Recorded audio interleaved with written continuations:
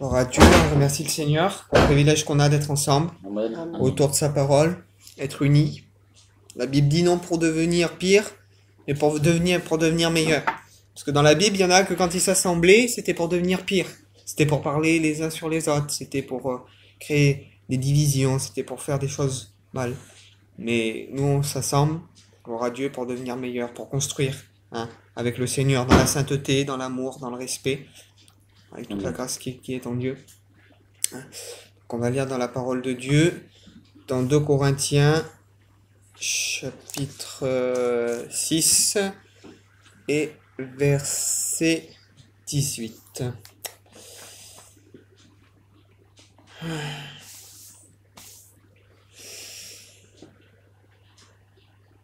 C'est Dieu qui, c'est pas Dieu qui parle, c'est l'apôtre Paul. Il a écrit ces paroles, verset 18 du chapitre 6. « Je serai pour vous un père, et vous serez pour moi des fils et des filles, dit le Seigneur l'Éternel. » Je serai pour vous un père, c'est-à-dire je serai, c'est quelque chose qui va être dans le futur. Quand il parle à ces gens-là, c'est pas « je suis pour vous un père ». Je serai pour vous un père. C'est quelque chose qui est au futur, c'est-à-dire c'est au conditionnel. Il y a une condition. Alors on entend dire Seigneur, tu es le père de tous les hommes. J'aimerais vous dire que c'est pas ça. Ce qui la Bible dit, Dieu n'est pas le père de tous les hommes. Dieu est le créateur de tous les hommes. Mais pour que Dieu devienne notre père, il y a des conditions à remplir. Pour que Dieu devienne notre père, un père, il est celui qui nous instruit. Il est celui qui nous forme. Il est celui qui nous surveille. Il est celui qui nous apprend à grandir. Peut-on vraiment dire que Dieu est notre père si on fait pas en réalité sa volonté? Si on fait pas ce que Dieu attend de nous en réalité. Donc il est vrai que Dieu est le créateur de l'humanité, que Dieu est le créateur du ciel et de la terre, que Dieu est le créateur de l'homme, de tout homme. Mais Dieu n'est pas le père de tous les hommes. On va voir dans un autre passage après. Là, on va lire à partir du verset 14 du même chapitre que je vous ai lu un petit peu plus haut. Et comme je vous ai dit, le verset 18, il est au conditionnel. Et à partir du verset 14, ça nous met en place un petit peu les conditions pour devenir quelque part fils ou fille de Dieu. Écoutez ce qu'il nous est dit. Ne vous mettez pas avec les infidèles sous un joug étranger. Un joug, c'était une pièce de bois où on attachait 2 bœufs pour qu'ils travaillent ensemble. Et là, l'apôtre Paul est clair. Il dit, ne vous mettez pas, il dit, avec les infidèles. C'est-à-dire avec des gens qui se disent de Dieu et qui ne le sont pas. Avec des gens dans le travail de Dieu, c'est ça un joug, c'est se mettre avec quelqu'un pour travailler. Ne vous mettez pas avec quelqu'un pour travailler, même si c'est pour proclamer l'évangile. Quelqu'un qui est sous un joug étranger, qui est sous une domination étrangère, qui pratique pas des choses qui sont écrites dans la Bible, qui sont contre la Bible en réalité, eh bien en réalité on ne doit pas avoir de lien, on ne doit pas se lier. Ne vous mettez pas sous un joug étranger avec les infidèles. Et on a un rapport quand Abraham, il est face au roi de Sodome, il a délivré son neveu Lot, il a délivré des personnes de Sodome qui avaient été faites prisonnières. Et le roi de Sodome va vouloir payer Abraham, il va vouloir lui donner des récompenses. Et Abraham va dire que du roi de Sodome, que je n'accepte même pas un cordon de soulier, même pas un lacet, de peur que cet homme-là dise, j'ai enrichi Abraham. Et aujourd'hui, pour avoir un peu de tranquillité, eh bien, beaucoup de communautés chrétiennes font des associations avec un peu tout le monde et n'importe qui, avec des choses qui sont un peu en décalage par rapport à ce que la Bible annonce. J'entrerai pas plus profond dans ces sujets-là, c'est pas vraiment le sujet de ma méditation, mais c'est une petite parenthèse que j'ai ouverte parce que le verset nous en parle. Ne vous mettez pas avec les infidèles sous un joug étranger, car quel rapport y a-t-il entre l'iniquité ou la justice? Ou quel y a-t-il de commun entre les ténèbres et la lumière? Quel rapport y a-t-il entre Christ et Bélial? Ou quelle part a le fidèle avec les infidèles? Quel rapport y a-t-il entre le temple de Dieu et les idoles? Car nous sommes le temple de Dieu, du Dieu vivant. Comme Dieu l'a dit, j'habiterai et je marcherai au milieu d'eux, je serai pour eux leur Dieu, et ils seront mon peuple. C'est pourquoi, et là c'est quelque chose de ferme, c'est pourquoi il dit, sortez du milieu d'eux, c'est-à-dire sortez des infidèles, ce joug-là, qui est pas de Dieu, qui vous met quelque part en porte-à-faux, comme moi je suis chrétien par exemple, et je vais m'associer à travailler avec quelqu'un qui vole, quelqu'un qui n'est pas chrétien qui vole, et je vais dire oui mais moi je vole pas, Oui, mais ce garçon-là, il travaille avec moi et je profite de son vol en réalité. Par exemple, nous, on fait du porte-à-porte. On va démarcher les gens. Moi, je sais que je mens pas quand je fais du porte-à-porte. Mais maintenant, si je m'associe avec un voleur ou quelqu'un qui ment, lui va trouver un chantier, mais qui me dit que le chantier qu'il a trouvé, il a pas menti pour l'avoir. Et moi, je vais profiter de son mensonge à lui pour pouvoir m'enrichir à moi en réalité. Et aujourd'hui, dans les alliances, c'est comme ça. Donc on dit, ça, on est d'accord. La majorité des mouvements chrétiens sont d'accord qu'on ne doit pas travailler avec un inconverti ou quelqu'un qui pourrait mentir et qu'on profite de son mensonge. Mais aujourd'hui, on s'associe avec quelqu'un qui fait des choses mal pour des papiers ou pour des choses comme ça, pour profiter de ces papiers à lui, pour que nous, on ne soit pas discriminés. Mais ça rentre dans le même registre. Il dit, c'est pourquoi sortez du milieu d'eux. Et séparez-vous, dit le Seigneur. Séparez-vous, il faut qu'il y ait une séparation. Et ne touchez pas ce qui est impur.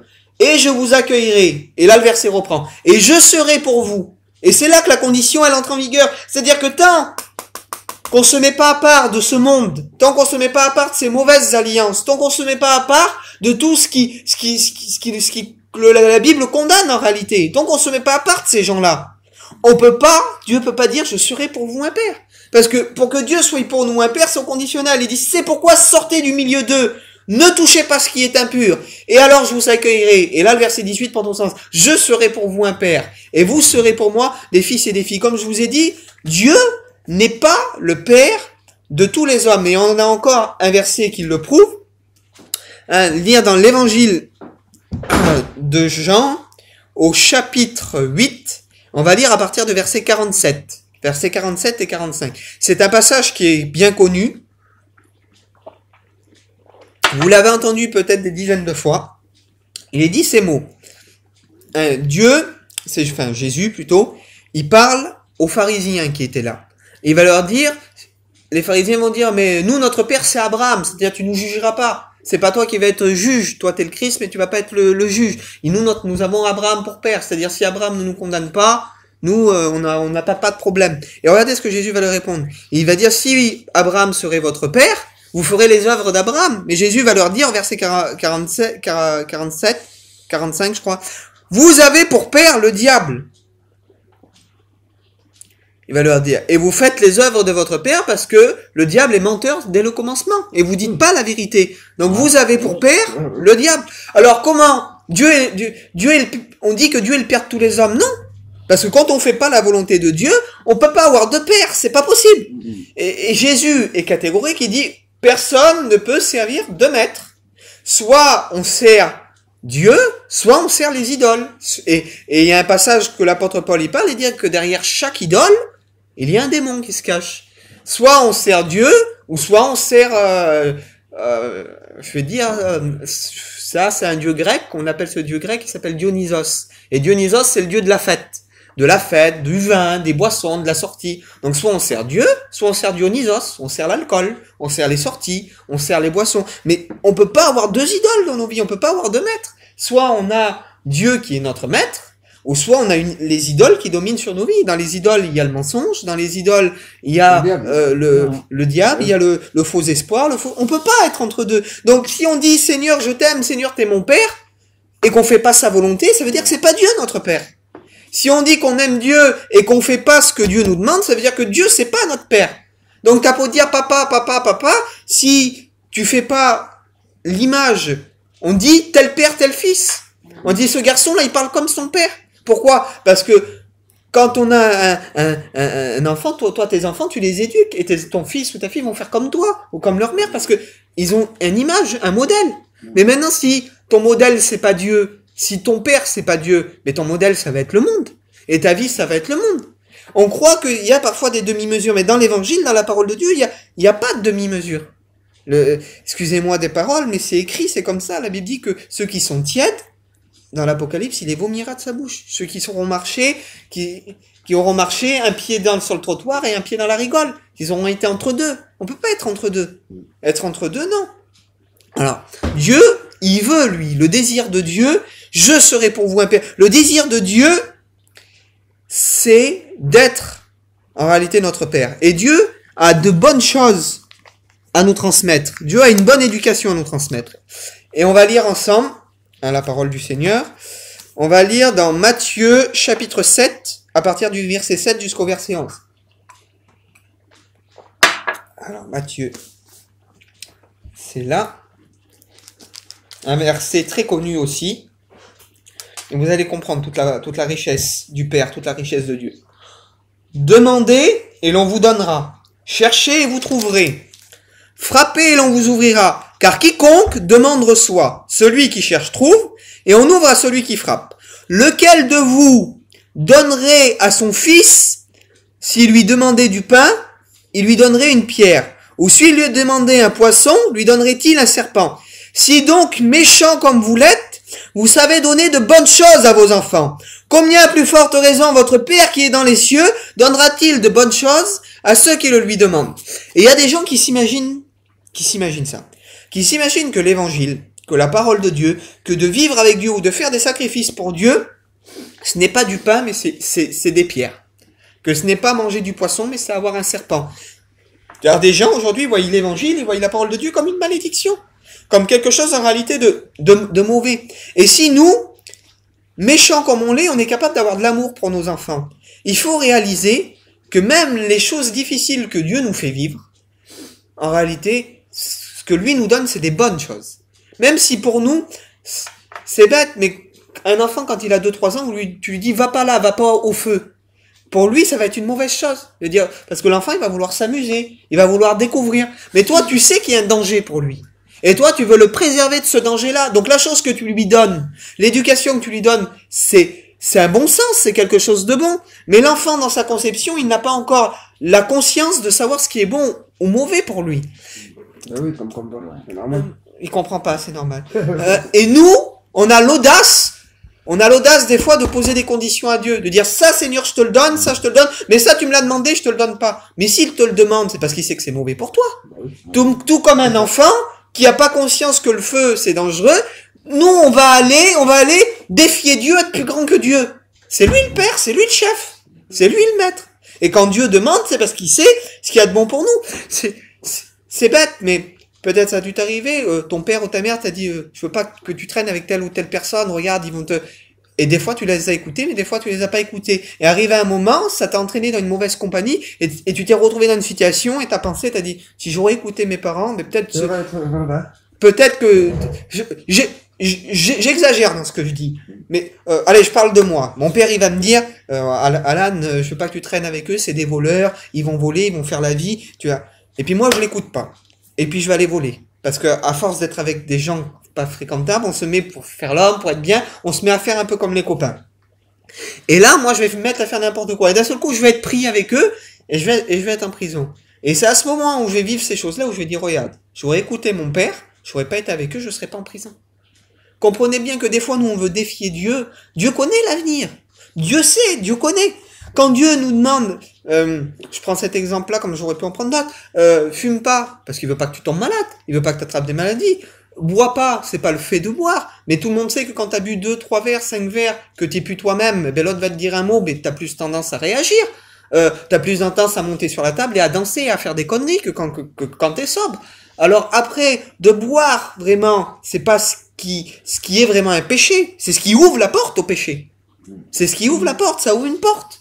Et quand tu ouvres une porte, là, tant pis, même s'il y a des gens qui écoutent, s'ils voient la vidéo, même si je me fais taper sur les doigts, moi je dis la réalité comme elle est. Je peux boire 4 ou 5 fois là, pas être trop bien et me tenir tranquille. Mais qui me dit que la 6e fois, la 7e fois ou la 8e fois, c'est pas là que ça va me tomber dessus, je vais péter les plombs, je vais faire n'importe quoi. Donc pourquoi risquer un jour de faire n'importe quoi parce que je suis pas sobre? Pourquoi risquer que ça me tombe dessus alors que je peux me préserver du mal en réalité simplement en évitant de boire et de faire n'importe quoi. Vaut mieux stopper la chose tout de suite que de laisser une porte ouverte et qu'un jour, à force de pas être sobre, à force de faire n'importe quoi, ça me tombe dessus et là que je commette des péchés, que je me batte avec les gens ou que je me mette à danser sur la table et que je fasse n'importe quoi. Donc on est toujours parfois à pas comprendre. On nous a dit lequel, méchant comme on l'est, lequel de nous, si ton fils, il te demande un verre d'eau, tu vas lui donner du cyanure? Non, tu vas lui donner un verre d'eau. Parce que il te demande, tu sais ce qui est bon pour lui. Et des fois, il va te demander du coca, tu vas dire, non, t'en as bu 4 verres, t'en as plus, maintenant t'as de l'eau. Voilà. Et bien nous, des fois, on voudrait que Dieu nous donne des fois toujours des choses. Ou on demande, Dieu nous donne parfois, mais des fois il dit, non, maintenant je vais te donner autre chose. Parce que d'avoir toujours cette chose-là, ou ces choses-là qui se répètent dans ta vie, c'est pas forcément bon pour toi. C'est pas forcément bon pour ton développement, pour que tu grandisses spirituellement. Il faut réaliser et comprendre que Dieu agit envers nous comme nous on agit envers nos enfants. Comme nous on agit envers nos enfants, comme nos enfants agissent envers nous. Dieu a de bonnes choses à nous transmettre. Dieu donne des bonnes choses à ceux qui lui demandent. Il le dit, le verset, il dit, à plus forte raison, votre Père qui est dans les cieux donnera-t-il de bonnes choses à ceux qui lui demandent. Donc, faut oser demander. Mais parfois, ce qui est bon pour nous, c'est pas forcément, comme je vous ai dit, ce qui est bon pour Dieu. Les bonnes choses qu'on peut demander à Dieu, c'est si on a été blessé dans notre cœur, si on est brisé, on peut demander à Dieu de la consolation. Lui dire, Seigneur, viens guérir mes blessures. On peut demander à Dieu d'avoir de la paix. Parce que vous savez, on peut essayer d'écouter de la musique, essayer de se changer les idées, essayer d'aller voir des films, essayer de sortir avec des copains. Mais tant qu'on n'est pas en paix avec Dieu, on ne sera jamais en paix avec nous-mêmes.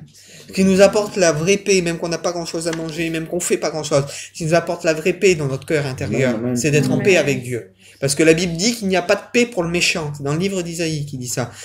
Pourquoi qui est le méchant? Le méchant, c'est celui qui ne connaît pas Dieu, qui est en guerre avec Dieu. J'aurais beau être en paix avec l'humanité complète, et d'abord, si je suis pas en paix avec Dieu, je peux pas être en paix avec l'humanité complète. Parce que si je suis pas en paix avec Dieu, je suis pas transformé. Et si je suis pas transformé, je vais être obligé à un moment ou à un autre d'avoir des histoires avec des personnes. Parce que je peux pas plaire à tout le monde. Je peux pas pardonner. Parce que déjà, en étant chrétien, c'est difficile de pardonner. Il faut pas se voiler la face. Alors, encore plus forte raison, quand on est dans le monde, qu'on se laisse pas marcher sur les pieds. Donc, on peut pas être en paix déjà avec ceux qui nous entourent réellement, si premièrement on n'est pas en paix avec Dieu et si Dieu nous a pas transformés. On devient enfant de Dieu quand Dieu nous transforme et nous fait naître de nouveau. Comme je vous ai dit, pour que Dieu soit notre Père, il faut que Dieu nous enfante. Et la Bible dit, Jean 3, dans Jean 3, pas Jean 3,16, mais Jean 3, un verset juste au-dessus, c'est quand Jésus explique à Nicodème les principes de la nouvelle naissance. Il est dit, Nicodème, nul homme ne peut voir le royaume de Dieu s'il ne naît d'eau et d'esprit. L'eau, c'est quoi? L'eau, c'est la parole de Dieu. Hein, Jésus dit, sanctifie-les par les eaux de la parole, ta parole est la vérité, etc. L'eau, hein, ça nous représente vraiment l'eau de la parole de Dieu qui est venue nous purifier, nous laver. Et l'esprit, c'est le Saint-Esprit qui rentre en nous et qui nous donne le pouvoir de devenir une nouvelle créature. Parce que si Dieu ne rentre pas en nous et qu'on ne devient pas une nouvelle créature, on peut pas comprendre en réalité la vie de Dieu. Et tant qu'on ne naît pas en réalité de Dieu, Dieu peut pas devenir notre Père. Dieu peut pas devenir notre Père. C'est pour ça que Jésus dit à ces hommes-là, à ces pharisiens de l'époque, vous, votre Père, c'est le diable. Parce que si vous serez nés de Dieu, vous ferez les œuvres de Dieu. Mais vous n'êtes pas nés de Dieu parce que vous faites le mensonge, parce que vous pratiquez, vous dites des choses aux gens, vous mettez des fardeaux sur eux, et vous n'êtes pas capable de soulever le petit doigt. Et aujourd'hui, on entre dans un monde religieux, hein, au milieu des religions en général, où les gens, c'est faites ce qu'ils disent, mais faites pas ce qu'ils font. C'est-à-dire, ils vont vous charger de plein poids, des choses qui sont peut-être même pas nécessaires. De plein poids, alors que c'est du superflu. Ils mettent des commandements autour du commandement, en réalité. Et c'est des choses qui sont superficielles et qui sont superflues. Comme le faisaient les pharisiens, en réalité, à l'époque. Mais quand Dieu est notre Père et quand Dieu nous éduque, la Bible dit, et c'est Jésus qui parle, mes brebis entendent ma voix, elles la reconnaissent. Et ne suivent pas la voix d'un étranger. Faut être des brebis, pas des moutons. Pas non plus des boucs. Faut être des brebis du Seigneur. Écouter sa voix et le suivre. Comme un père, les dons que Dieu nous donne sont en échange de notre obéissance. Nous, je prends toujours cet exemple parce que c'est le thème. Quand nos enfants, on va dire à nos enfants, si tu fais telle et telle chose, tu auras une récompense. Je te donnerai ça. Imaginez que vous avez des enfants là, vous leur dites, voilà, je veux que tu te comportes comme ça, je veux que tu vives comme ça, tu essaies de leur donner une bonne éducation. Et eux, ils font tout le contraire de ce que tu as dit. Tous les jours, quand tu ouvres la porte de la chambre, là, le lit, il est retourné. Les placards, ils sont renversés. Les habits sont dépouillés, ils sont dehors. Tu remets tout en place une fois, mais chaque fois que tu reviens, c'est toujours pareil. Est-ce que cet enfant-là, tu vas pouvoir en réalité lui donner réellement ce qu'il a besoin? À un moment, tu vas être obligé de prendre des mesures et de dire, tant que tu changeras pas de comportement, tu manges pas. T'es privé de manger ce soir. T'es sanctionné. Voilà. Et il y a des gens qui s'imaginent que, oui, mais Dieu est bon, je peux vivre comme je veux et j'aurai pas de sanction. Non. Si Dieu est ton Père, ce que Dieu donne, il le donne en échange de notre obéissance. Amen. Et la Bible dit, c'est dans un passage de l'Ancien Testament, il dit que l'obéissance vaut mieux que les sacrifices. Il y a des gens, ils courent partout. Ils prêchent partout, ils courent partout, ils vont dans les pays étrangers. Gloire à Dieu pour que ceux qui le font, faut que l'évangile soit annoncé, et je juge pas ça. Mais on essaye quelque part de racheter notre désobéissance, c'est-à-dire on est capable de mentir sur certaines choses. Quand pour notre profit ou pour notre intérêt, on est capable de mentir à des gens, pour notre travail ou pour des choses comme ça. Mais parce qu'on fait l'œuvre de Dieu, on croit que ça va effacer notre mensonge. Ah oui, mais je demande pardon à Dieu, le Seigneur pardonne. Bien sûr que le Seigneur peut pardonner, mais que ce soit pas un mode de vie. Une fois que c'est devenu un mode de vie, c'est-à-dire je fais un peu n'importe quoi sur le côté, mais comme je travaille pour Dieu, ça va effacer en réalité le mal que je fais. Dieu marche pas comme ça. N'avons-nous pas prêché en ton nom, n'avons-nous pas guéri les malades, etc. Jésus dirait, je vous connais pas. Dieu ne marche pas comme ça. Dieu marche au contraire des âmes. Et tout comme nous, on attend que nos enfants nous obéissent pour leur apporter l'éducation et pour leur donner réellement ce qu'ils ont besoin, de la même manière, Dieu attend qu'on lui obéisse pour qu'il puisse nous faire grandir et nous donner réellement les bénédictions qu'il a en réserve pour nous. Une chose tout bête, t'es en train de passer tes enfants passent leur permis et ils font que des dégâts, mais tu leur dis, ben, le jour où tu te tiendras mieux, le jour où tu arrêteras tes conneries, je t'achèterai une voiture. Et ben Dieu va agir pareil. Le jour où tu arrêtes tes conneries, où tu vas être droit, où tu vas être bien, j'ai des bonnes choses pour toi. Mais maintenant, c'est à toi de me montrer aussi que tu peux être quelqu'un de bien et Dieu nous aide. Donc,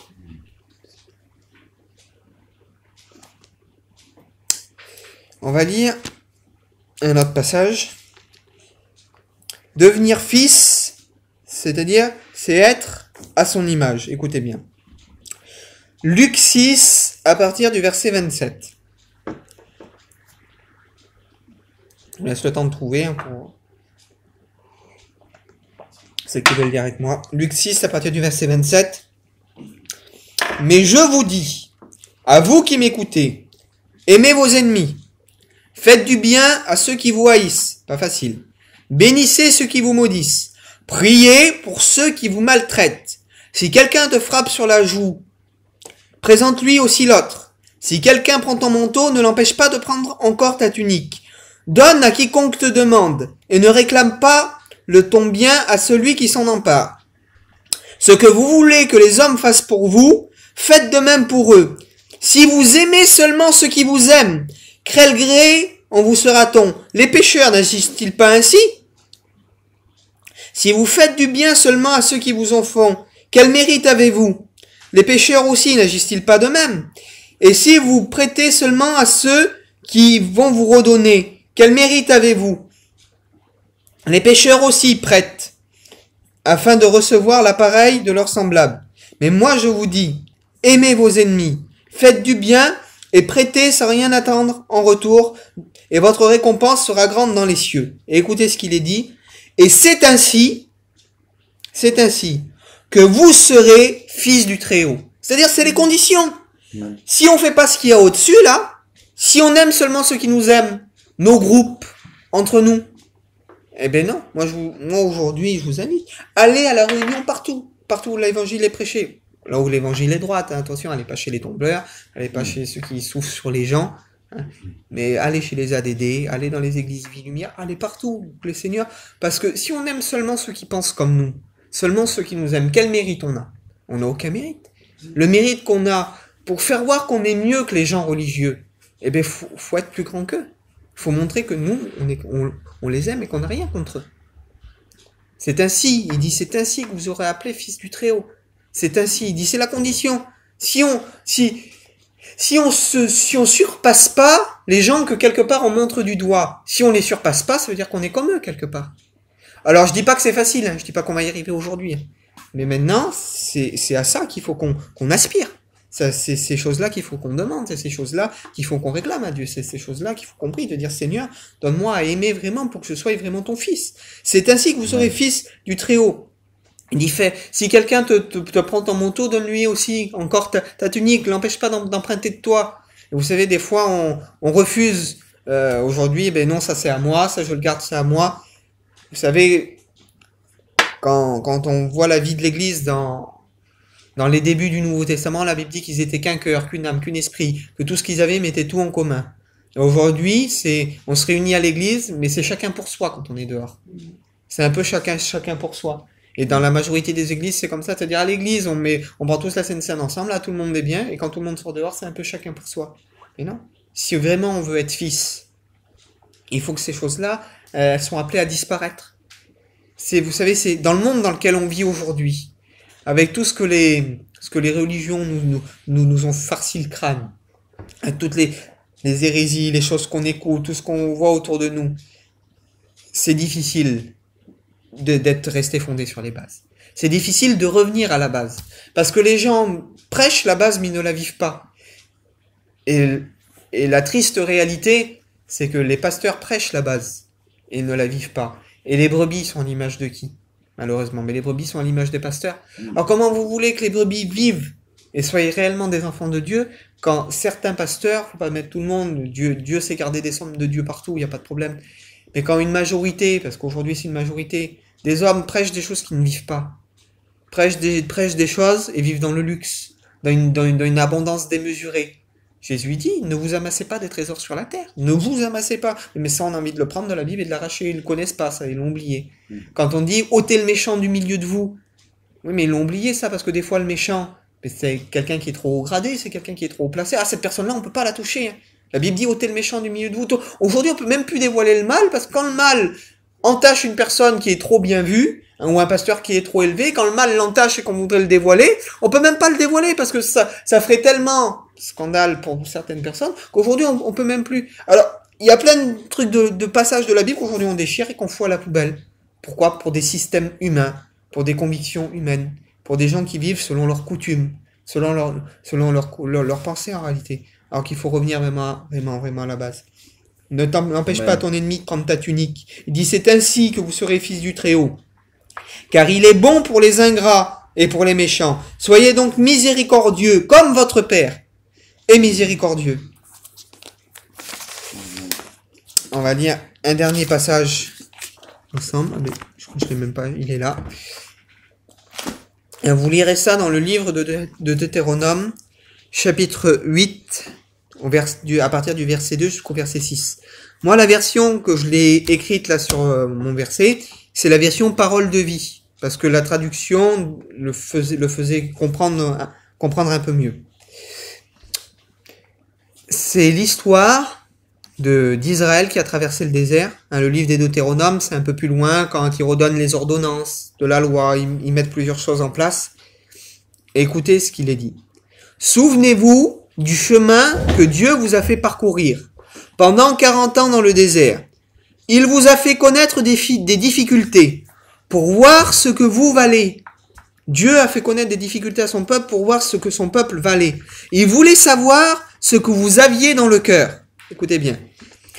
Si vous le respectiez et si vous honorez ses commandements, il vous a fait souffrir la faim et il vous a nourri. C'est-à-dire que Dieu a créé le besoin, mais il y a aussi répondu. Et Dieu vous a montré une chose, c'est que le pain ne suffit pas pour vivre, que l'homme ne vivra pas de pain seulement, mais de toute parole qui sort de la bouche de Dieu. Et là, c'est le verset vraiment auquel je voulais en venir. Comprenez donc bien ceci. Le Seigneur, votre Dieu, veut vous éduquer comme un père éduque son fils. Gardez les paroles du Seigneur, ou entre parenthèses les commandements, du Seigneur votre Dieu. Vivez comme lui le veut et respectez-le. Comprenez, là je reviens au verset, comprenez donc bien ceci. Le Seigneur veut vous éduquer comme un père éduque son fils. C'est-à-dire que tout le verset qu'on a en haut là, ça a été que pour Israël, une éducation comme un père a éduqué son enfant. Et on va le relire et garder ça en tête. Souvenez-vous du chemin que Dieu vous a fait parcourir pendant 40 ans dans le désert. Il vous a fait connaître des difficultés pour voir ce que vous valiez. Et nos parents, et nous aussi on agit comme ça, nos enfants on les teste. Moi j'ai quelqu'un de ma famille, il avait une fille, et il lui a donné elle a commencé à avoir de l'âge, il lui a donné un téléphone. Il lui a dit, fille, je te fais confiance, je te donne un téléphone, mais va pas sur les réseaux sociaux, pour le moment, va pas, je te fais confiance. Et la première chose que sa fille a fait 2 jours après, elle a été sur les réseaux sociaux et elle a trahi la confiance de son père. Peut-être avec le temps, il aurait laissé faire. Mais qu'est-ce qu'elle a eu? Son père y a pris, il a enlevé son téléphone. Comprenez, c'est que Dieu agit parfois pareil envers nous. Dieu nous laisse un peu de marche et nous dit surtout, va pas trop loin, fais pas ça. Ou là, pas pour le moment, là je te permets pas. Ou pour le moment, t'es pas encore prêt à vivre ça. Et nous, on veut y aller tout de suite. Et des fois, on réalise pas que c'est une catastrophe qui se subit. Et c'est parce que Dieu a fait pareil. Dieu, parfois, il veut nous tester. Dieu, il nous envoie, Dieu, il nous teste. Pour voir quelles sont les dispositions de nos cœurs. Il t'a fait passer pendant 40 ans dans le désert. Et il t'a fait connaître des difficultés. Pour voir ce que vous valiez. Il voulait savoir ce que vous aviez dans le cœur. Dieu veut faire remonter ce qu'il y a au fond de nous. Et vous savez, un autre exemple tout bête, mais c'est la Bible qui dit, c'est de l'abondance du cœur que la bouche parle. Et des fois, les situations qu'on a autour de nous, c'est pour que ce qui est au fond de nous, ça remonte. Si au fond de nous, il y a les sentiments de Dieu, ce qui va jaillir quand on va être persécuté, ou quand on va, mais ça va être des paroles de Dieu ou des sentiments de Dieu. Mais si en nous, des fois, il y a des sentiments, mais qui sont de l'ennemi, qu'on ne veut pas écouter Dieu et qu'on écoute plutôt la voix de l'ennemi, ça va être des mauvais sentiments qui vont sortir. Ça va être des paroles pas édifiantes. Ça va être les choses sont comme ça va être de la calomnie et on s'agace et puis de ça produit autre chose, de l'amertume, etc. Alors je dis pas que c'est facile, mais ces choses-là, on est appelé à les faire disparaître. Si on veut que Dieu soit notre Père, ces choses-là, faut qu'elles sortent.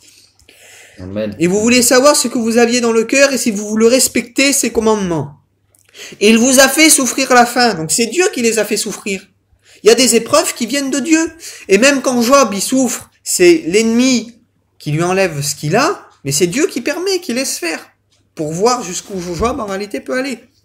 Il vous a fait souffrir la faim et il vous a nourri. C'est-à-dire que Dieu, malgré qu'il nous fait souffrir, Dieu ne tente personne. Dieu éprouve. Il y a une différence.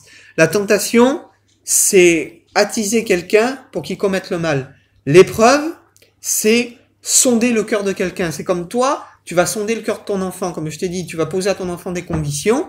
Tu vas pas permettre qu'il soit tenté. Mais au travers, je reprends l'exemple de tout à l'heure, le père à cette petite fille-là. Il a pas tenté sa fille quand tu lui as dit, je veux pas que tu aies de réseaux sociaux. Ce qui est venu la tenter, c'est peut-être ses copines. Mes copines sont toutes dessus. Son père, il l'a éprouvé. Maintenant, quand l'épreuve est lancée, l'ennemi se sert de nos épreuves pour nous tenter. Mais les tentations ne viennent pas de Dieu. Les tentations sont extérieures. Tout comme cette jeune fille, elle avait l'autorisation d'avoir un téléphone, mais pas d'avoir des réseaux sociaux. La tentation d'avoir des réseaux sociaux a été parce qu'il venait de l'extérieur, par ses copines, par ses pensées, par ses désirs. Elle a été amorcée par sa convoitise. J'imagine, mais le péché, c'est la même chose. Elle a été amorcée par ses convoitises, les choses qui se passaient autour. Et elle n'a pas écouté son père. Elle a désobéi. Alors, elle a désobéi. Dieu a repris, son père a repris son téléphone. Elle aurait pu dire, c'est de la faute de mon père. Mais non, c'est de ta faute. Et parce que toi, je t'ai mis une condition, t'as été tenté et t'as désobéi. C'est pas moi qui t'ai tenté. Moi, j'ai posé ma condition et c'est toi qui n'as pas voulu écouter ton père et qui a désobéi. Et Dieu agit de la même façon. Dieu nous éprouve. Et au travers de nos épreuves, l'ennemi, qu'est-ce qu'il fait? Il nous met une palette de tentations. Si on désobéit, on ne pourra pas dire, Seigneur, l'épreuve que tu m'as donnée, elle était trop forte. Non, parce que la Bible dit que Dieu nous éprouve pas au-delà de nos forces, au-delà de nos limites. Tant qu'on est dans sa main, personne ne peut nous en ravir. Maintenant, si on craque, que ce soit illégitime ou pas, des fois, c'est tellement dur que tu te dis, je comprends pourquoi le frère, il a craqué, ou la sœur, elle a craqué, c'était tellement dur, voilà. Mais, c'est pas de la faute de Dieu, parce que Dieu sait qu'on peut supporter. Alors Dieu envoie tant qu'on peut supporter, Dieu sait. Maintenant, si on craque, c'est parce qu'on a laissé libre cours à nos convoitises, libre cours à nos idées, qu'on n'a pas voulu écouter notre père. Et là, on s'est laissé abandonner, et là, on a craqué. Respectez-le, respectez ses commandements.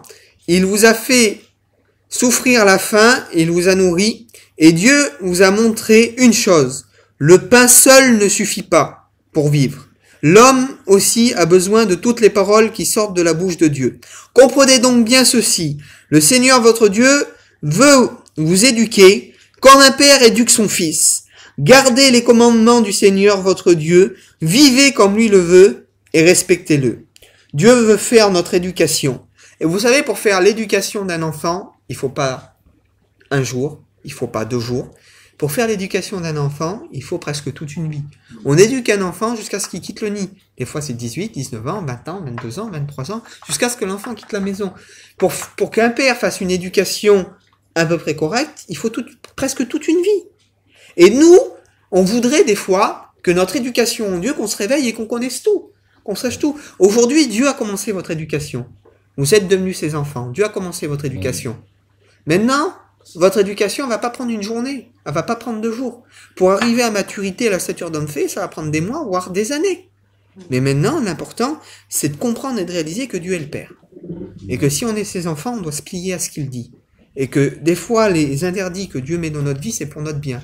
C'est pour nous faire grandir. C'est pour nous aimer, pour nous éduquer. Maintenant, il faut comprendre que comme un père châtie son enfant, ben Dieu nous châtie. Que si on veut être appelé fils du Très-Haut, il y a un passage qui dit c'est ainsi que vous serez appelé fils du Très-Haut, et puis il met plein de conditions. Avant, j'aurais pu le prendre et je m'en souviens plus où que c'est. Mais comprenez, on peut pas avoir Dieu pour père si on fait pas sa volonté. Jésus le dit, il dit aux pharisiens, vous avez pour père le diable. Vous dites que Abraham c'est votre père, que Dieu c'est votre père. Si Dieu serait votre père, vous ferez ses œuvres. Mais comme vous faites pas ses œuvres, mais Dieu c'est pas votre père. Maintenant, faut bien faire la différence entre essayer de faire l'œuvre de Dieu et être dans une maturité et ne pas y arriver tout le temps. Ça c'est une réalité. Comme tes enfants te déçoivent, nous on déçoit Dieu aussi.